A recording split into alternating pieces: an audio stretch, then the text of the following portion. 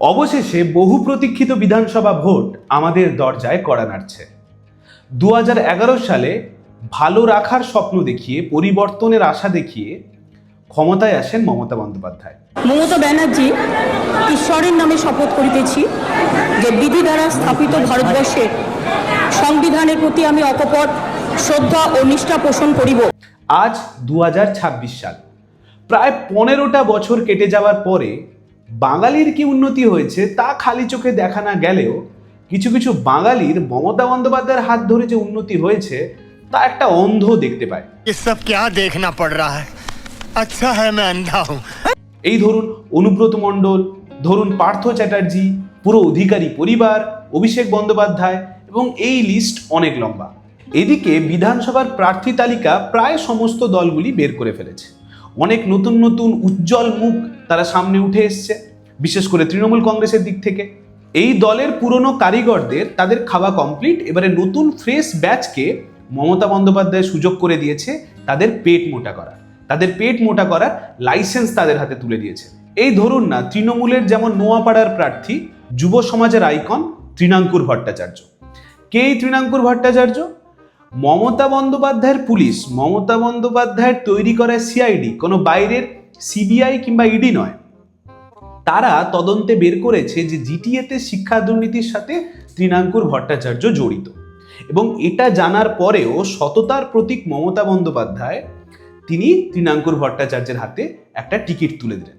হতে পারে তৃণাঙ্কুর 25-75-এর ব্যাপারটা খুব ভালোভাবে বোঝে, এবং এটা করার পরে যেসব মানুষরা তারা মনে করেন যে তৃণাঙ্কুর আমাদের বিধানসভার জন্য সঠিক ক্যান্ডিডেট নয়, আমরা একটা বিকল্প বেছে নেব, এবং বিকল্প বলতে যারা এখন সামনের সারিতে উঠে আসছে সেই বিজেপি, তাদের ক্যান্ডিডেট নোয়াপাড়া থেকে তৃণমূল থেকে আসা অর্জুন সিং।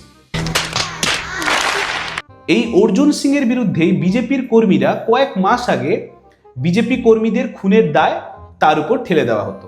সেই অর্জুন সিংকে টিকিট দেওয়া হলো বিজেপির তরফ থেকে।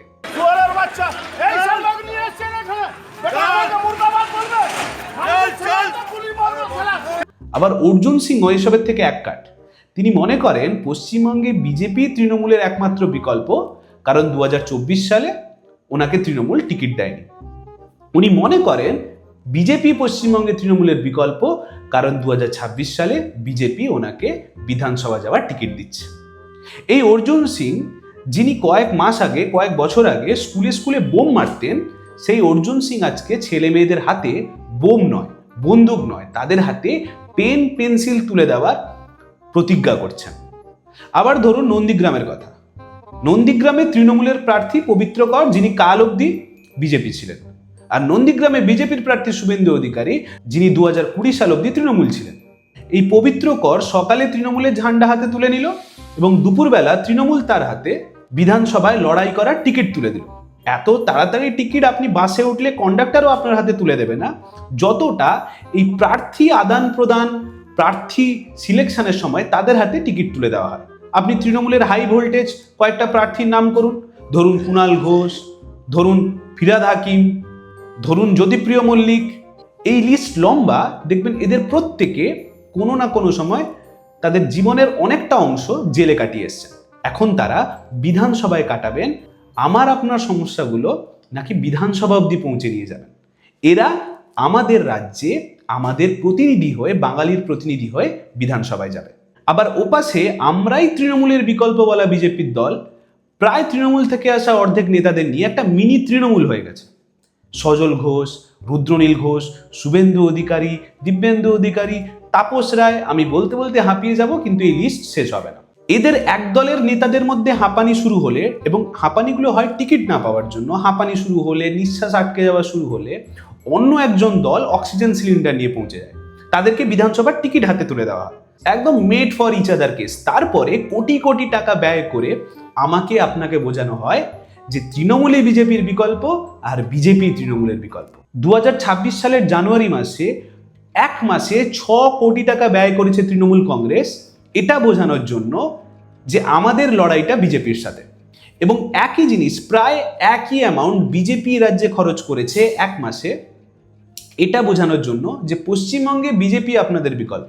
এবং এই টাকাগুলো রাজনৈতিক দলগুলো নির্দ্বিধায় খরচ করছে যাতে আমার আপনার চিন্তা ভাবনার মধ্যে একটা বদল আনা যায়, যাতে মানুষকে এইটা এস্টাবলিশ করা যায় যে তৃণমূল বিরোধী লড়াইতে একমাত্র বিজেপিকেই সামনে আনতে হবে, কিংবা তৃণমূল বোঝানোর চেষ্টা করে এই রাজ্যের মানুষকে ভালো রাখার ঠেকা একমাত্র ওনারাই নিয়ে বসেছেন। এবং এসব করার জন্য অনেক সাংবাদিক, অনেক ডাক্তারবাবু, তাদেরকে টাকা দেওয়া হচ্ছে, তাদেরকে এইটা মানুষের মধ্যে পৌঁছে দেওয়ার দায়িত্ব করে দেওয়া হচ্ছে যে আনুন না একবার বিজেপিকে, আর কতই বা খারাপ হতে পারে। এই একই কথা আমরা 2011 সালে কিছু বোদ্ধাদের বলতে দেখেছিলাম যে আনুন না মমতাকে, এর থেকে আর কি বা খারাপ হবে। তারপরে কি খারাপ হচ্ছে গত 15 বছর ধরে রাজ্যবাসী বুঝছে। তাই এই টাকার কাছে সাধারণ মানুষের চিন্তাধারা যেন না বিক্রি হয়ে যায়, তার দায়িত্বটাও কিন্তু আপনাদের নিতে হবে। আমরা ইউজুয়ালি ক্যামেরার সামনে বসে নেতা মন্ত্রীদের সমালোচনা, রাজনৈতিক দলগুলোর সমালোচনা করি।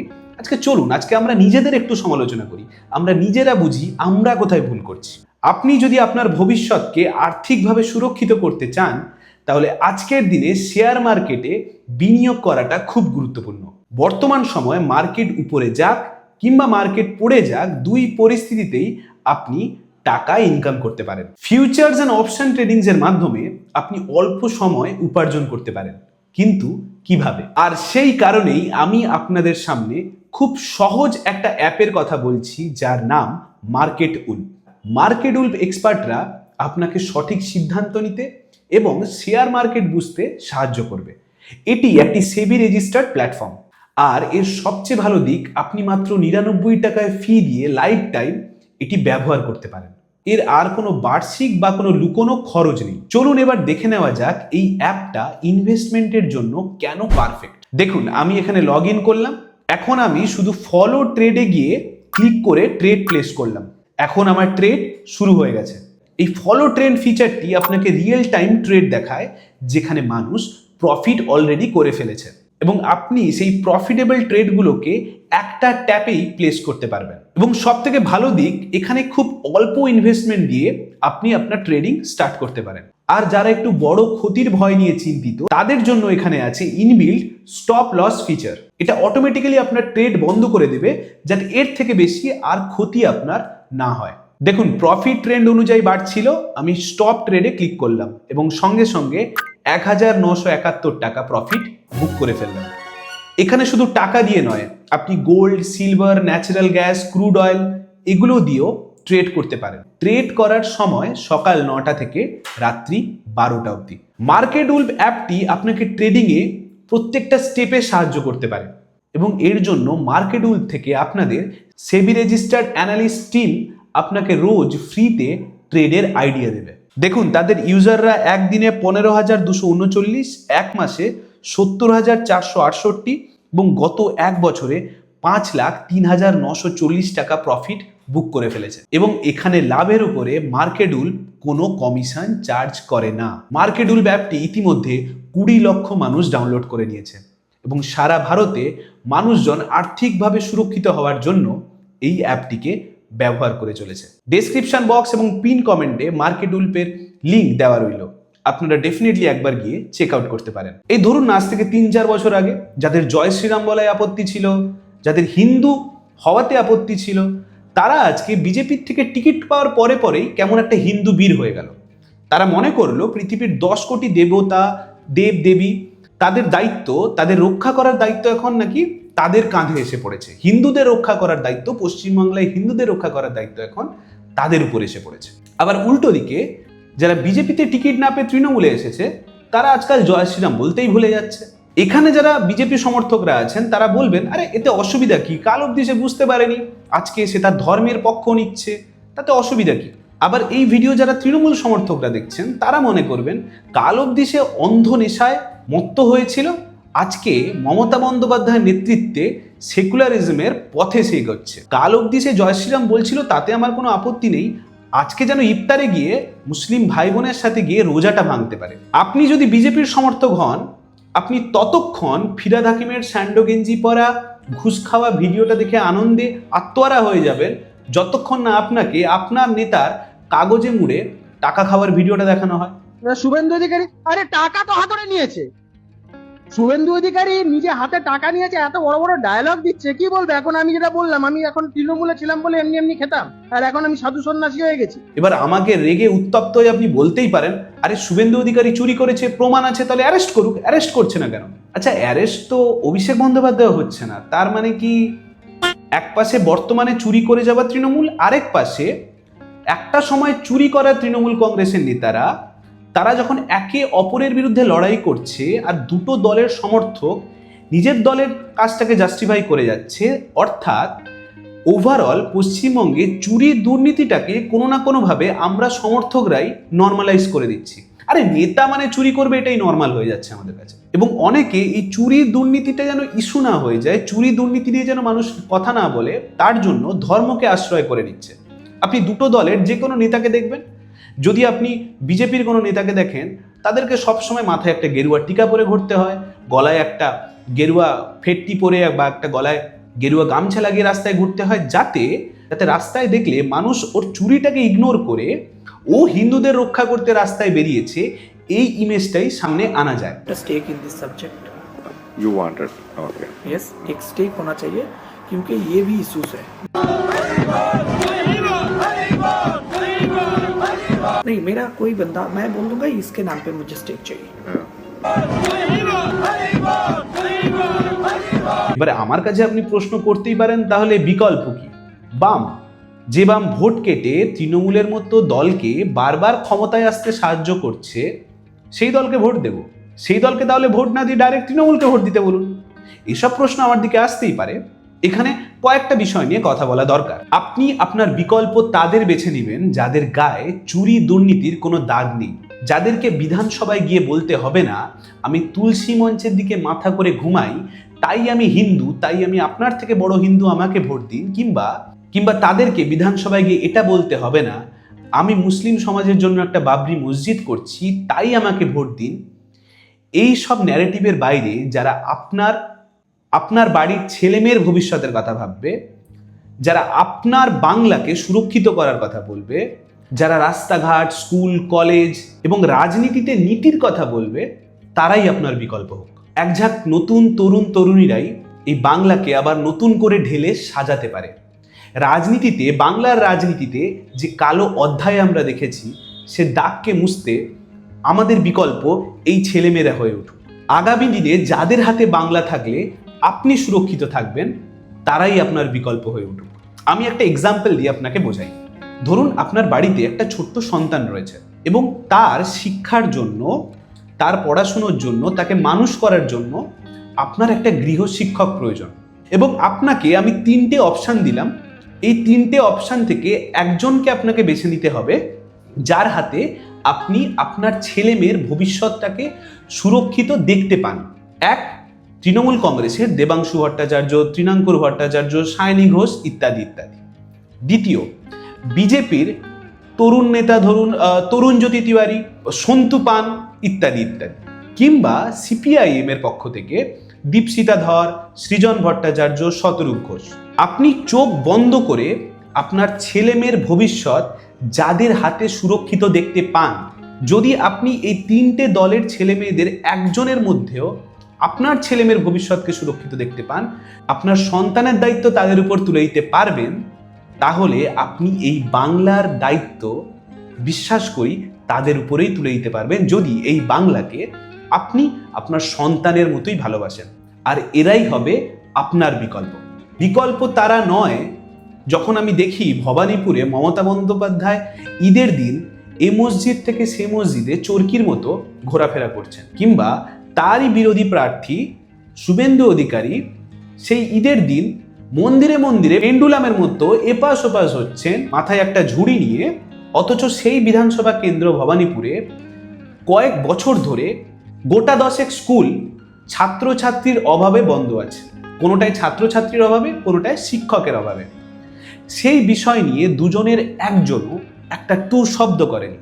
আপনি এই ছবিতে দেখছেন দমদমের একটা স্কুলে শিক্ষা ব্যবস্থা লাটে উঠে গেছে, আর শিক্ষা প্রাঙ্গণের ছাদে উঠে গেছে মদের আসর। এই নিয়ে আপনি দুটো দলের মধ্যে কারোকে কথা বলতে দেখবেন না। মানুষের ইস্যু থেকে বেরিয়ে মন্দিরে মন্দিরে ভোট কুড়ানোটাই বর্তমানে কিছু নেতা কিছু নেত্রীদের এখন প্রাইমারি এজেন্ডা হয়ে দাঁড়িয়েছে।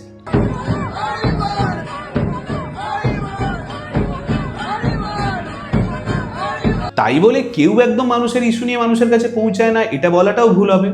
আমি গত কয়েকদিন ধরে দেখলাম তৃণমূল কংগ্রেসের প্রার্থী হোক কিংবা বিজেপির প্রার্থী, তারা বাড়ি বাড়ি ঢুকে যাচ্ছে মানুষের সাহায্য করার জন্য, সাহায্যের হাত বাড়িয়ে দেওয়ার জন্য। কেউ কারোর বাড়িতে রুটি বেলে দিয়ে আসছে, কেউ কারোর দাড়ি কেটে দিচ্ছে, কেউ কারোর জমিতে চাষটা অবধি করে দিয়ে আসছে। আমি জানি না খালি স্নান করানোটা এটাও হয়ে গেছে। সিরিয়াস টপিকে আসি। মমতা বন্দ্যোপাধ্যায়কে ক্ষমতা থেকে সরানোর জন্য হাজারটার উপরে কারণ ছিল। মমতা বন্দ্যোপাধ্যায়ের দুর্নীতি নিয়ে কথা বলা শুরু করলে রাত পেরিয়ে যাবে, কিন্তু দুর্নীতির কথা বলে শেষ করা যাবে না। কিন্তু তারপরেও প্রধান বিরোধী দল বলে যারা নিজেদেরকে গণ্য করে, তাদের কাছে গত কয়েক বছর ধরে হিন্দু মুসলিমটাই প্রাইমারি এজেন্ডা হয়ে দাঁড়ালো। দুর্নীতি, নারী নিরাপত্তার অভাব, রাস্তাঘাটের দুরবস্থা, নদী ভাঙন, মিড ডে মিলে ছেলেদের খাবারে সাপ পড়ছে, ব্যাঙ পড়ছে এবং সেগুলো ছেলে মেয়েদের পরিবেশন করা হচ্ছে। স্কুলে স্কুলে ছেলে মেয়ে নেই, 8,000-এর উপরে স্কুল বন্ধ, এবং যেসব স্কুল সরকারিভাবে দেখানো আছে ওটা চালু আছে, কিন্তু ওখানে পৌঁছালে আপনি বুঝতে পারবেন সেই স্কুলগুলোর গেট অনেক বছর ধরেই বন্ধ। এবং এই ইস্যু নিয়ে কথা বলার দরকার ছিল প্রধান বিরোধী দলের, কিন্তু তারা বেছে নিল হিন্দু খাতরে মে হ্যায়। তারা বেছে নিল এমন এমন বক্তব্য যা আদতে মমতা বন্দ্যোপাধ্যায় চুরি দুর্নীতি একদিকে ঢাকতে সাহায্য করলো, অন্যদিকে মমতা বন্দ্যোপাধ্যায়ের মাটি এ রাজ্যে আরো শক্ত করলো। বিরোধী দলনেতাকে আমরা অনেক সময় মুসলিম কমিউনিটিকে শান্তির ছেলে বলে বলতে শুনেছি, কখনো কখনো বলতে শুনেছি আমরা ক্ষমতায় এলে মুসলিম বিধায়কদের চ্যাংদোলা করে রাস্তায় ছুঁড়ে ফেলব। যেখানে বিরোধী দলনেতার একটা মইদুল মিদ্দাদের পাশে দাঁড়ানোর কথা ছিল, একটা তামান্নাদের পাশে দাঁড়ানোর কথা ছিল, একটা আনিস খানের জন্য নবান্ন অভিযান করার দরকার ছিল, তখন এই বিরোধী দলনেতাকে একের পর এক মুসলিম বিরোধী বক্তব্য আমরা বলতে শুনেছি। কারণ হিন্দুদের কাছে ওনাকে মার্কস পেতে হবে, আমি কত বড় হিন্দু তা জাহির করতে হবে। মমতা বন্দ্যোপাধ্যায়ের আমলে না হিন্দুরা ভালো আছে না মুসলিম ভালো আছে, সমস্ত কমিউনিটিকে একটা ছাদের তলায় যিনি আনতে পারতেন তার নাম ছিল বিরোধী দলনেতা, এটা কাজ ছিল বিরোধী দলনেতার, তা তিনি করেননি। এবারে ফ্যাকচুয়াল বিষয় আসি। পশ্চিমবঙ্গে 80 থেকে 90টা সিট মুসলিম ভোটের উপর ডিসাইড হয়, অর্থাৎ বিজেপি প্রথমেই 294-এর মধ্যে প্রায় কাছাকাছি 90টা সিট তারা ছেড়েই দিচ্ছে, অর্থাৎ তারা লড়ছে 200টা সিটে। আর সেখানে তৃণমূল কংগ্রেসের মতো শক্তিশালী বিরোধী যেটা শাসক দল, তারা লড়ছে 294টা সিটে। যখনই শুভেন্দু অধিকারী এক একটা করে অ্যান্টি মুসলিম বক্তব্য দেওয়ার চেষ্টা করেছেন কিংবা বিজেপির কোনো নেতা অ্যান্টি মুসলিম বক্তব্য রেখেছেন, তখনই মমতা বন্দ্যোপাধ্যায়ের জন্য সেটা আশীর্বাদ হয়ে নেমে এসছে। যখনই মুসলিমরা মনে করত এত দুর্নীতি আর সহ্য করা যাচ্ছে না, এবারে বিকল্প হিসেবে ওরা বামকে বেছে নেওয়ার চেষ্টা করছিল, কেউ আইএসএফকে বেছে নেওয়ার চেষ্টা করছিল, খুব রিসেন্টলি যদি বলি কেউ জেইউপিকে বেছে নেওয়ার চেষ্টা করছিল, কিন্তু তখনই শুভেন্দু অধিকারীর একটা মুসলিম বিরোধী বক্তব্য কি করছিল, সমস্ত মুসলিম কমিউনিটিকে আবার নতুন করে ভাবতে শুরু করছিল যে আমরা আর বাংলা দুর্নীতিতে ছেয়ে গেছে বটে, আমরা ভালো নেই, কিন্তু বিজেপি ক্ষমতায় এলে আমরা কি এই বাংলায় থাকতে পারবো নাকি আমাদেরকে বাংলাদেশে পাঠিয়ে দেওয়া হবে। এই ভয় থেকে আবার মুসলিম ভোটগুলো একটা জায়গায় গিয়ে পড়া শুরু হবে, এবং এই কাজে খুব নিপুণভাবে সাহায্য করে গেল বিজেপি দলটি। এবং এখানে যার কথা না বললেই নয়, এত বিজেপি নেতার মুসলিম বিরোধী বক্তব্যের মধ্যে যে একটি মানুষ সমস্ত কমিউনিটিকে একটা ছাদের তলায় আনার চেষ্টা করেছিলেন, তার নাম না বললেই নয় শ্রমিক ভট্টাচার্য। তিনি চেষ্টা করেছিলেন, তিনি রাজ্য সভাপতি হওয়ার পরে সমস্ত মানুষকে একসাথে নিয়ে লড়ার চেষ্টা করেছিলেন, কিন্তু ইট ওয়াজ টু লেট। তিনি যখন শুরু করেছিলেন তখন সব কিছুই শেষ করে ফেলেছিলেন বিজেপির অন্যান্য নেতারা। আমি এই ভিডিওর মাধ্যমে পশ্চিমবঙ্গের 4 তারিখ কি হবে তার ভবিষ্যৎবাণী করতে বসিনি, তবে একটা জিনিস আমি নির্দ্বিধায় বলতে পারি, বিজেপি সারা জীবন এই পশ্চিমবঙ্গে যতদিন থাকবে ওই 3-4% যে ভোটের ডিফারেন্স তৃণমূল কংগ্রেসের সাথে সবসময় হয়ে আসছে এবং সেটাই থাকবে, সেইটা দেখিয়ে মানুষকে বোঝানোর চেষ্টা করবে পরের বার আরেকটু চেষ্টা করলে হয়তো আমরা ক্ষমতায় আসবো। এবং এই আশাটা দেখিয়ে দিনের পর দিন, বছরের পর বছর, ভোটের পর ভোট কেটে যাবে, কিন্তু এরা ক্ষমতায় না আসবে না অন্য কারোকে ক্ষমতায় আসতে দেবে। আর যে দলের ভবিষ্যৎ নিয়ে আমরা সবাই প্রশ্ন করি, সেই লাল পার্টির দল তাদের ভবিষ্যৎ নিয়ে প্রশ্ন থাকলেও তাদের তরুণ তরুণী তুর্কিদের তাদের সততা নিয়ে আমাদের প্রশ্ন নেই। যেসব ছেলে মেয়েদের কখনো কাগজ মুড়ে টাকা খেতে দেখবেন না, যে সমস্ত ছেলেদের, যে সমস্ত তরুণদের স্যান্ডো গেঞ্জি পরে ঘুষ নিতে দেখবেন না, তারাই হোক আপনার বিকল্প। এবারে শুরুতে যে প্রশ্ন করেছিলাম, বামেরা তো ভোট কাটে, বামেরা কেন আমাদের বিকল্প হবে? আমি আপনাকে একটা ছোট্ট এক্সাম্পল দিই। আপনারা স্ক্রিনে যেটা দেখতে পাচ্ছেন, 2016 সালে বাম প্রার্থী কসবা থেকে দাঁড়িয়েছিল শতরূপ ঘোষ। শতরূপ ঘোষ তৃণমূল প্রার্থী জাভেদ খানের থেকে মাত্র 11,000 ভোটে পরাজিত হয়ে বিধানসভায় পৌঁছাতে পারে এবং সেখানে বিজেপির প্রার্থী পেয়েছিল প্রায় 17,000 ভোট। এবং এখান থেকে এটা পুরোপুরি পরিষ্কার যে ওই 17,000 ভোট বিজেপি যদি না দাঁড়াতো ওই কেন্দ্র থেকে, তাহলে হয়তো আজকে আমরা শতরূপ ঘোষের মতো এমন সুবক্তা, এমন নেতাকে, যাকে আমরা হয়তো বিধানসভায় দেখতে পারতাম। কিন্তু এই শতরূপ ঘোষকে কিংবা শতরূপ ঘোষের মতো আরও অনেকের নাম, যা আমি করে যেতেই পারি এই ভিডিওতে, কিন্তু ভিডিওটা অনেকটা লম্বা হয়ে যাবে, এরকম অনেক এক্সাম্পল আছে, তাদেরকে কোনোদিন এই কাঁদুনেটা গাইতে হয়নি যে বিজেপি আমার বিরুদ্ধে দাঁড়িয়ে ভোট কেটে আমার বিধানসভায় যাওয়ার রাস্তাকে আরো কঠিন করে দিচ্ছে। বিজেপিকে নিয়ে এই কাঁদুনি গাওয়া সিপিএমের কাউকে অতীতে আমরা করতে দেখিনি। আপনার প্রার্থী আপনার জন্য, আপনার বিধানসভার জন্য, এই বাংলার জন্য কি কি পরিকল্পনা রেখেছে তা দেখুন, তা পড়ুন, তার নামে কি ক্রিমিনাল কেস আছে তা জানুন। আপনারা যদি মনে করেন এই লড়াইটা অস্তিত্ব রক্ষার লড়াই, তাহলে আপনার আর ওই সমস্ত মানুষ যারা হুমায়ুন কবিরকে বেছে নেবে, কারণ হুমায়ুন কবির একটা বাবরি মসজিদ উপহার দেবে বলেছে, তাদের আর আপনার কোনো আলাদা ডিফারেন্স থাকবে না। ওরা ওদের ধর্ম রক্ষার জন্য লড়ছে আর আপনি আপনার ধর্ম রক্ষার জন্য লড়ছেন। আবার 5 বছর পরে যখন ফিরে দেখবেন এ রাজ্যে যেমন একটা মইদুল মিদ্যা হয়েছে, একটা আনিস খান হয়েছে, একটা তামান্না হয়েছে, তেমন এই রাজ্যেই শাসক দলের হাতে একটা হরগোবিন্দ দাস, একটা চন্দন দাসও হয়ে গেছে। তখন হয়তো রিয়ালাইজ করবেন যে এই রাজ্যে, এই শাসকের রাজ্যে না হিন্দুরা ভালো আছে না মুসলিমরা ভালো আছে। কন্ট্রাকচুয়াল চাকরিকে যারা পার্মানেন্ট করার কথা বলে, যারা নদী ভাঙন রোখার কথা বলে, যারা সুশিক্ষা ব্যবস্থার কথা বলে, যারা হাসপাতালে উন্নত চিকিৎসার কথা বলে, তারাই আপনার বিকল্প হোক। আপনাদের বিধানসভার প্রার্থীদের এজেন্ডাগুলো আগে বুঝুন। ওরা কোন বিষয়ে কথা বলছে, ওরা কি নিয়ে কথা বলতে চাইছে, ওরা কি ধর্মের নামে আপনাদের সামান্য একটা টুলের মতো ব্যবহার করছে ওই গদি অবধি পৌঁছানোর জন্য। যারা মন্দিরের নাম করে, যারা মসজিদের নাম করে রাজনীতি করেছে, তারা না রামকে ভালোবেসেছে না তারা মোহাম্মদকে ভালোবেসেছে। তারা শুধু আপনাকে সিঁড়ি করে নবান্নের 14 তলায় উঠতে চেয়েছে। ধন্যবাদ, সবাই ভালো থাকবেন। 20 লক্ষেরও মানুষ ডাউনলোড করে ফেলেছে মার্কেট উল্প। ডেসক্রিপশন আর পিন কমেন্টে মার্কেট উল্পের লিঙ্ক দেওয়া থাকলো।